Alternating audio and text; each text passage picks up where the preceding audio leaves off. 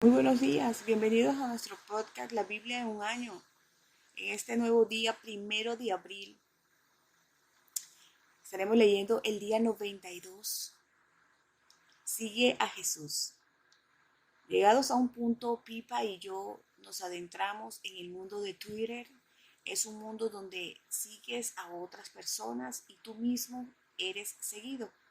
Katy Perry y Justin Bieber tienen en la actualidad más de 75 millones de seguidores cada uno. Muchas otras celebridades tienen también enormes cantidades de seguidores. La gente sigue sus vidas, palabras, estilos de vida, dietas y elecciones de moda. Quieren saberlo todo sobre ellos, interactuar con ellos y ser como ellos al imitarlos. No hay nada que sea inherentemente malo en esto. Es natural querer seguir a quienes admiramos. Seguir a los famosos en Twitter puede ser divertido e incluso enriquecedor. Pero seguir a la gente en Twitter es una cosa y ser un verdadero seguidor de alguien es otra muy distinta. Significa imitar su vida y hacer lo que aquella persona nos dice hacer. Elige seguir a la gente adecuada, al contrario que en Twitter, a quien sigas es algo verdaderamente importante. Por ejemplo, millones de personas siguieron a Hitler, Stanley y Pol Pot.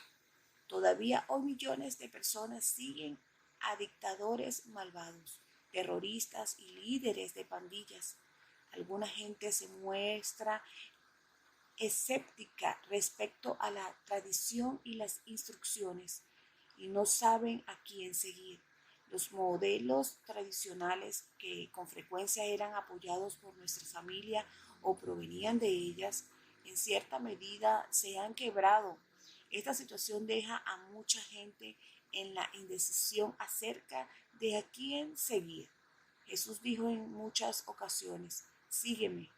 De toda la gente que jamás haya vivido, Jesús es quien tiene el número de mayor de seguidores. Más de 2.400 millones de personas profesan seguir a Jesús en el mundo de hoy. Los seguidores de Jesús quieren conocerlo y ser como Él. En cada uno de los pasajes de hoy vemos algo de lo que significa seguir a Jesús. Les estaré leyendo la Biblia en la nueva versión internacional, en la NVI. Ubiquémonos en el libro de los Salmos, Salmo 40, versículos del 1 al 8. Al director musical, Salmo de David. Puse en el Señor toda mi esperanza. Él se inclinó hacia mí y escuchó mi clamor. Me sacó de la fosa fatal, del lodo y del pantano. Puso mis pies sobre una roca y me plantó en terreno firme. Puso en mis labios un cántico nuevo, un himno de alabanza a nuestro Dios. Al ver esto, muchos tuvieron miedo y pusieron su confianza en el Señor. Dichoso quien pone su confianza en el Señor y no recurre a los soberbios, ni a los que se pierden tras la mentira. Muchos son, Señor mi Dios, las maravillas que tú has hecho. No es posible enumerar tus palabras en favor nuestro. Si quisiera anunciarlos y proclamarlos, sería más de lo que puedo contar. A ti no te complacen sacrificios ni ofrendas, pero has abierto mis oídos para oírte. Tú no has perdido, tú no has pedido holocausto ni sacrificios por el pecado. Por eso dije, aquí me tienes, como el libro dice de mí. Me agrada, Dios mío, hacer tu voluntad. Tu ley la llevo dentro de mí. Punto 1. Sigue el ejemplo de Jesús. Cuando pases por momentos difíciles, serás reconfortado al recordar las bendiciones pasadas y los momentos en los que Dios te ha rescatado. David escribe sobre la época en la que estaba en la fosa de la muerte, lleno del lodo del pantano. Versículo 2, la parte A. Puede que estuviera describiendo la experiencia del pecado, la enfermedad o la profundidad de la depresión. Corrie ten Boom afirmó, no hay fosa tan profunda que supere en profundidad el amor de Dios. La fosa de la depresión puede ser un lugar aterrador. En tiempos así recordamos todos nuestros fallos y nuestras decepciones. Empezamos a creer que nada bueno nos puede suceder jamás. Nos sentimos infelices y sin remedio. Empezamos a pensar que nunca superaremos nuestros problemas para cumplir el llamado de Dios en nuestras vidas. En medio de este desvalimiento, David dice: puse en el Señor toda mi esperanza. Él se inclinó hacia mí y escuchó mi clamor. Me sacó de la fosa de la muerte, del lodo y del pantano. Versículos del 1 y versículo 2 de la parte A.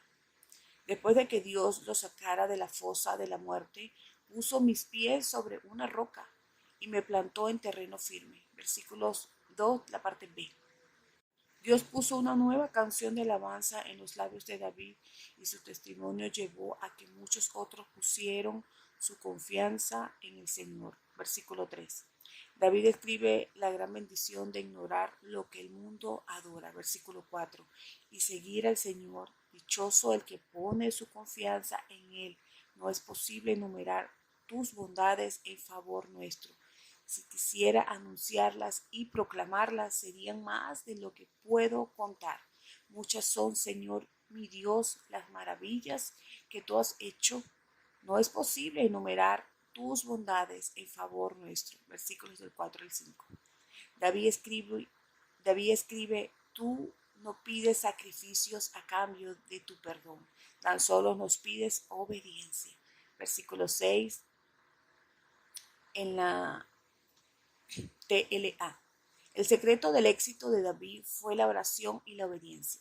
David se ofrece a sí mismo para seguir la voluntad de Dios con todo su ser, proclamando por eso he dicho, aquí estoy, tal como el libro dice de mí. A mí me agrada hacer tu voluntad.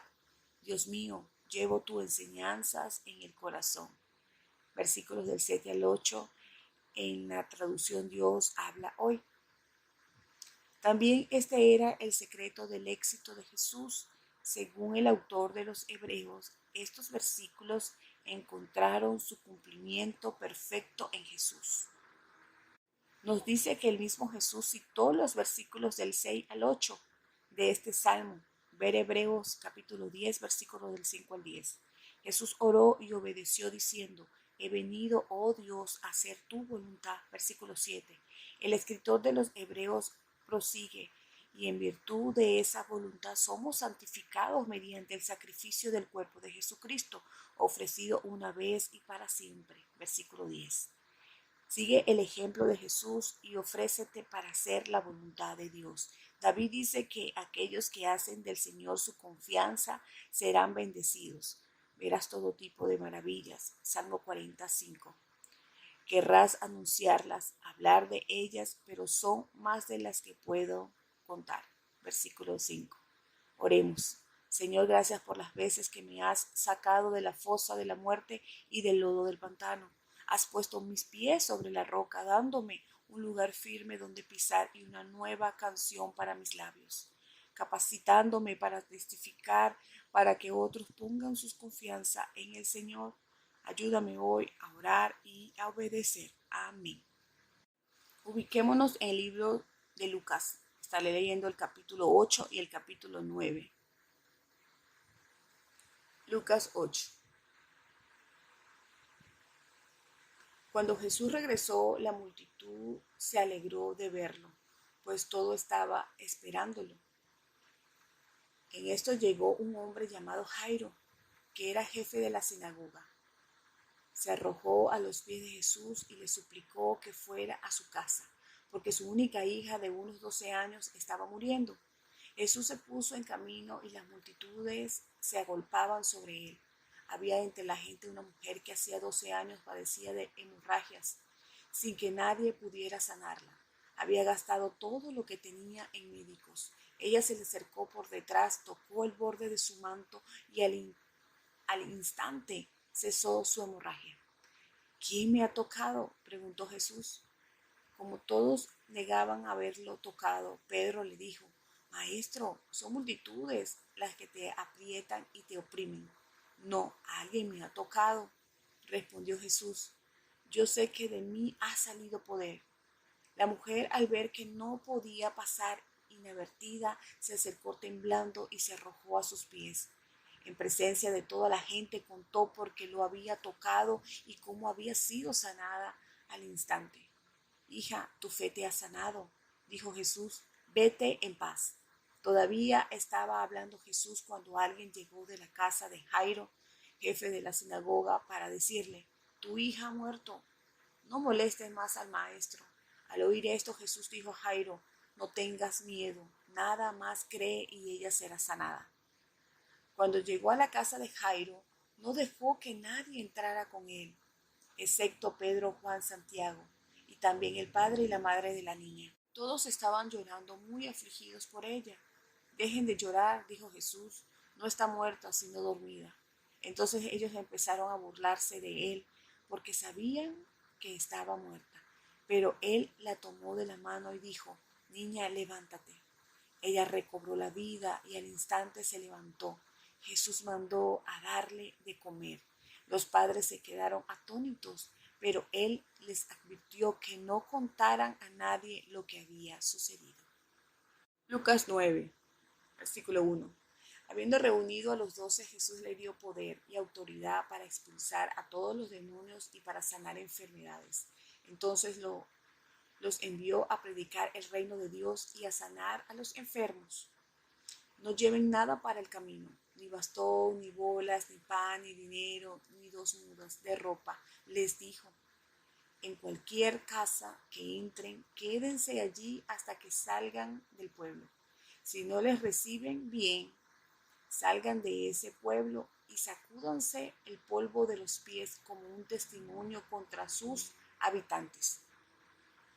Así que partieron y fueron por todas partes del pueblo en pueblo, predicando las buenas noticias y sanando a la gente. Herodes, el tetrarca, se enteró de todo lo que estaba sucediendo. Estaba perplejo porque algunos decían que Juan había resucitado, otros que se habían aparecido, otros que se había aparecido Elías y otros, en fin, que había resucitado alguno de los antiguos profetas. Pero Herodes dijo, a Juan mandé que le cortaran la cabeza. ¿Quién es entonces este de quien oigo tales cosas? Y procuraba verlo. Punto 2. Sigue las instrucciones de Jesús. Jesús no tenía redes sociales, capacidad de difusión, pantallas grandes o tan siquiera un simple micrófono con el que emitir el mensaje. No necesitó nada de esto, tenía el poder y la autoridad que transmitió a sus seguidores. Capítulo 9, versículo 1. Aunque esté bien usar todos los medios disponibles para dar a conocer el mensaje de Jesús, no debemos centrarnos tanto en los medios modernos de comunicación que olvidemos lo esencial de todo. Sigue el ejemplo de Jesús y sus instrucciones de las cuales leemos en este pasaje. Jesús sanó a una mujer que había padecido de hemorragias y resucitó a la hija de Jairo, trayéndola de vuelta a la vida. Jairo y la hemorroisa son dos personas muy diferentes. Uno hombre y la otra mujer. Uno un sujeto, la otra parte de la multitud. Uno influyente, la otra aparentemente insignificante. Uno le habló a Jesús de su hija, la otra fue llamada hija por Jesús. Uno era rico y la otra estaba enferma. Aún así, ambos dependían del poder y la autoridad de Jesús, y los dos reaccionaron de la misma manera al acercarse a Jesús. Jairo se postró a los pies de Jesús. Capítulo 8, versículo 41, en la traducción Dios habla hoy. Y la mujer fue temblando a arrodillarse a los pies de Jesús. Versículo 47, en la versión Dios habla hoy. Ambos dieron la respuesta adecuada a Jesús. Reconocieron su poder y estaban preparados para seguir sus instrucciones y creer que Jesús tenía el poder para sanar. Jesús le dijo a la mujer, hija, tu fe te ha sanado, vete en paz. Versículo 48. A su vez dijo a Jairo, no tengas miedo, cree nada más y ella será sanada. Versículo 50. Ambas son historias de un extraordinario poder y una extraordinaria compasión. Se decía de Jesús que quienes lo tocaban quedaban sanos. Marcos capítulo 6, versículo 56. Cuando la mujer que había tenido hemorragias por 12 años lo tocó, él replicó, ¿alguien me ha tocado? Yo sé que de mí ha salido poder. Lucas capítulo 8, versículo 46. La mujer fue sanada al instante, versículo 47. Después Jesús resucitó a la hija de Jairo de entre los muertos. La gente estaba atónita, versículo 56. Jesús ejerció su ministerio con gran poder y autoridad. Lo que aún es más asombroso es que Él te pasa este poder a ti. Poder y autoridad son palabras que justamente asociamos con el ministerio de Jesús, pero no solo se da en Jesús. Él llamó a todos sus discípulos juntos y les dio poder y autoridad para predicar el reino de Dios y sanar a los enfermos. Versículo 9, capítulo 9, versículos del 1 al 2. Este es el ministerio al que están llamados todos y cada uno de los discípulos de Jesús. Mateo capítulo 28, versículos del 18 al 20. Su poder y autoridad están disponibles para ti hoy en día. Oremos. Señor, enséñame a seguir tus instrucciones, a predicar el reino de Dios y sanar a los enfermos. Ayúdame a seguir tu ejemplo de cerca y aprender a ministrar con poder y autoridad. Amén. Ubiquémonos en el libro de los Números, capítulo 31, del 25 en adelante. El Señor dijo a Moisés, tú y el sacerdote Eleazar y los jefes de las familias patriarcales harán un recuento de toda la gente y de todos los animales capturados. Dividirás el botín entre los soldados que fueron a la guerra y el resto de la comunidad. A los que fueron a la guerra les exigirás del botín una contribución para mí, el Señor, tanto de la gente como de los asnos, vacas u ovejas. Apartarás uno de cada 500, los tomarás de la parte que les tocó a los soldados y se los darás al sacerdote Eleazar, como contribución para mí, el Señor. De la parte que les tocó a los israelitas, apartarás de la gente uno de cada 50, lo mismo que de los asnos, vacas, ovejas u otros animales, y se los darás a los levitas, pues ellos son los responsables del cuidado del santuario del Señor. Moisés y el sacerdote Eleazar hicieron tal como el Señor se lo ordenó a Moisés. Sin tomar en cuenta los despojos que tomaron los soldados, el botín fue de 675,000 ovejas, 72,000 cabezas de ganado, 71,000 asnos y 32,000 mujeres que jamás habían tenido relaciones sexuales. La mitad fue para los que fueron a la guerra, 337,500 ovejas, de las cuales se entregaron 675 como contribución al Señor, 36,000 vacas, de las cuales se entregaron 72 como contribución al Señor, 30,500 asnos, de los cuales se entregaron 71 como contribución al Señor, 16,000 mujeres, de las cuales se entregaron 32 como contribución al Señor. La parte que correspondía al Señor se la entregó Moisés al sacerdote Eleazar, tal como el Señor se lo había ordenado. Del botín que trajeron los soldados, Moisés tomó la mitad que correspondía a los israelitas, de modo que la mitad que le tocó a la comunidad fue 337,500 ovejas, 36,000 vacas, 30,500 asnos y 16,000 mujeres. De la parte que tocó a los israelitas, Moisés tomó una de cada 50 personas y uno de cada 50 animales, tal como el Señor se le había ordenado, y todo se lo entregó a los levitas, que eran los responsables del cuidado del santuario del Señor. Entonces los oficiales que estaban a cargo de la tropa, es decir, los comandantes de 1000 y de 100 soldados, se acercaron a Moisés y dijeron: tus siervos han pasado revista y no falta ninguno de los soldados que estaban bajo nuestras órdenes. Por eso hemos traído como ofrenda al Señor los artículos de oro que cada uno de nosotros encontramos: pulseras, cadenas, anillos, pendientes y collares. Todo esto lo traemos para pedir perdón por nuestros pecados ante el Señor.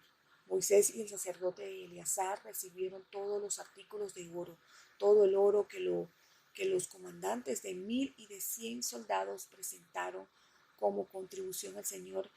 Pesó 16.750 ciclos. Cada soldado había tomado botín para sí mismo.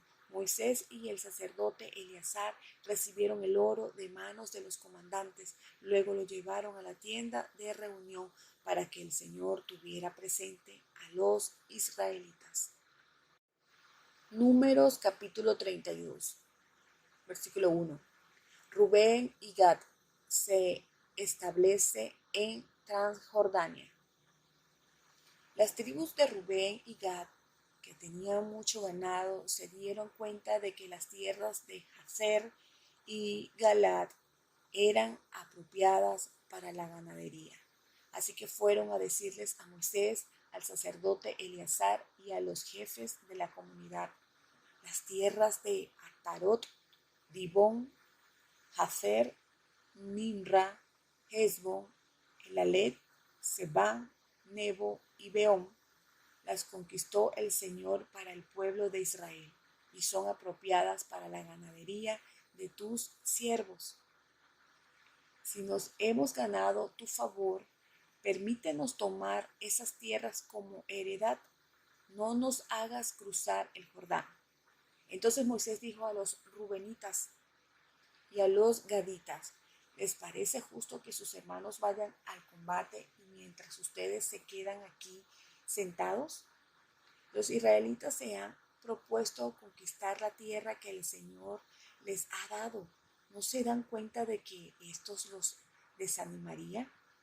Esto mismo hicieron los padres de ustedes cuando yo los envié a explorar la tierra de Cades Barnea.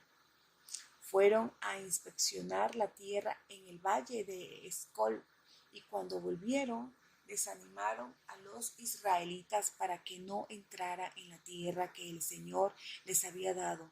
Ese día el Señor se encendió en ira y juró: por no haberme seguido de todo corazón, ninguno de los mayores de 20 años que salieron de Egipto verá la tierra que juré dar a Abraham, Isaac y Jacob. Ninguno de ellos la verá, con la sola excepción de Caleb, hijo de Jefoné, el kenicita, y Josué, hijo de Nun, los cuales me siguieron a mí, el Señor, de todo corazón.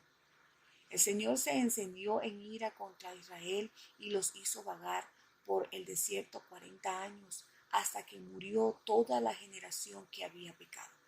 Y ahora ustedes, nido de pecadores, vienen en lugar de sus antepasados para aumentar la ira del Señor contra Israel.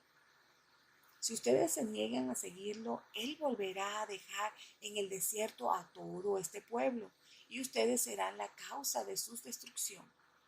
Entonces ellos se acercaron otra vez a Moisés y dijeron: vamos a construir corrales para el ganado y a edificar ciudades para nuestros pequeños. Sin embargo, tomaremos las armas y marcharemos al frente de los israelitas hasta llevarlos a su lugar. Mientras tanto, nuestros pequeños vivirán en ciudades fortificadas que los protejan de los habitantes del país. No volveremos a nuestras casas hasta que cada uno de los israelitas haya recibido su heredad. Nosotros no queremos compartir con ellos ninguna heredad al otro lado del Jordán, porque nuestra heredad está aquí, en el lado oriental del río. Moisés contestó: si están dispuestos a hacerlo así, delante del Señor, tomen las armas y marchen al combate. Crucen con sus armas al Jordán y con la ayuda del Señor luchen hasta que Él haya quitado del camino a sus enemigos. Cuando a su paso el Señor haya sometido la tierra, entonces podrán ustedes regresar a casa, pues habrán cumplido con su deber hacia el Señor y hacia Israel. Y con la aprobación del Señor, esta tierra será de ustedes. Pero si se niegan, estarán pecando contra el Señor y pueden estar seguros de que no escaparán de su pecado. Edifiquen ciudades para sus pequeños y construyan corrales para su ganado, pero cumplan también lo que han prometido. Los gaditas y los rubenitas dijeron a Moisés: nosotros sus siervos haremos tal como usted lo ha mandado. Aquí en las ciudades de Galaad se quedarán nuestros pequeños y todos nuestros ganados y rebaños, pero sus siervos cruzarán con sus armas el Jordán para pelear a la vanguardia del Señor, tal como ustedes lo han ordenado. Así que Moisés dio las siguientes instrucciones al sacerdote Eleazar y a Josué, hijo de Nun, y a los jefes de las familias patriarcales de las tribus de Israel. Si los gaditas y los rubenitas, armados para la guerra, cruzan el Jordán con ustedes y conquistan el país, como el Señor quiere, ustedes les entregarán como heredad la tierra de Galaad. Pero si no lo cruzan, ellos recibirán su heredad entre ustedes en Canaán. Los gaditas y los rubenitas respondieron: somos sus siervos y haremos lo que el Señor ha mandado. Tal como Él lo quiere, cruzaremos armados delante del Señor a la tierra de Canaán, pero nuestra heredad estará de este lado del Jordán. Entonces Moisés entregó a los gaditas, rubenitas y a la media tribu de Manasés, hijo de José, el reino de Sihón, rey de los amorreos, y el reino de Job, y el reino de Og, rey de Basán. Les entregó la tierra con las ciudades que estaban dentro de sus fronteras, es decir, las ciudades de todo el país. Los gaditas edificaron las ciudades de Dibón, Tarot, Aroer, Atarot, Sofán, Jazer, Joheb, Bet Ninra y Bet Arán. Las edificaron como ciudades fortificadas y construyeron corrales para sus rebaños. Los descendientes de Rubén edificaron las ciudades de Hezbón, Elalet, Kiriatayit, Nebo y Baal Megón. Estos nombres fueron cambiados. Y Sibma. Los descendientes de Maquir, hijo de Manasés, fueron a Galaad, la conquistaron y echaron de allí a los amorreos que la habitaban. Entonces Moisés entregó Galaad a los maquiritas, que eran descendientes de Manasés, y ellos se establecieron allí.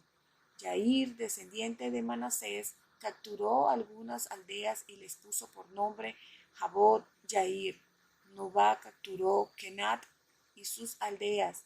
A la región le dio su propio nombre.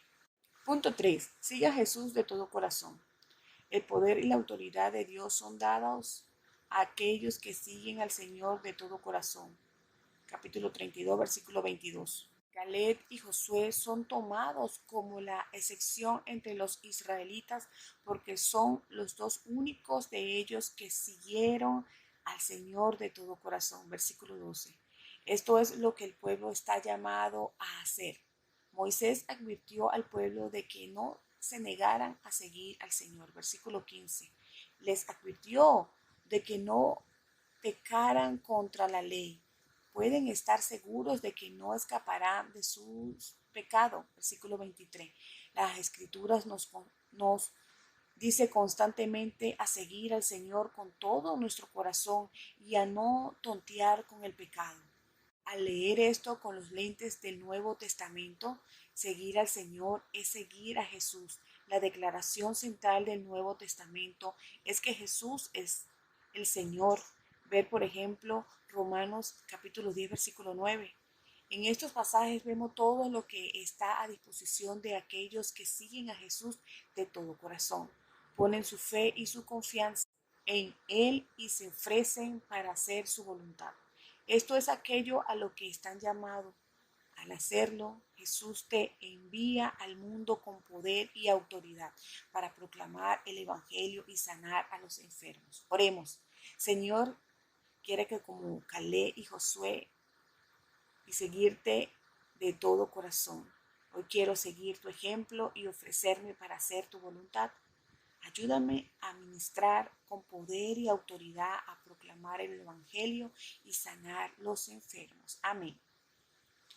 La pastora Pipa añade en Lucas capítulo 9 versículos del 2 al 3, Jesús lo envió a predicar el reino de Dios. Les dijo, no lleven nada para el camino, ni bastón, ni bolsa, ni pan, ni dinero, ni dos mudas de ropa. Tendrían que ver lo que nos llevamos cuando viajamos a otros países. Parecemos incapaces de viajar ligeros de equipaje. A Nikki le digo que no parece que los apóstoles se llevaran la raqueta de squash con ellos cuando iban de viaje.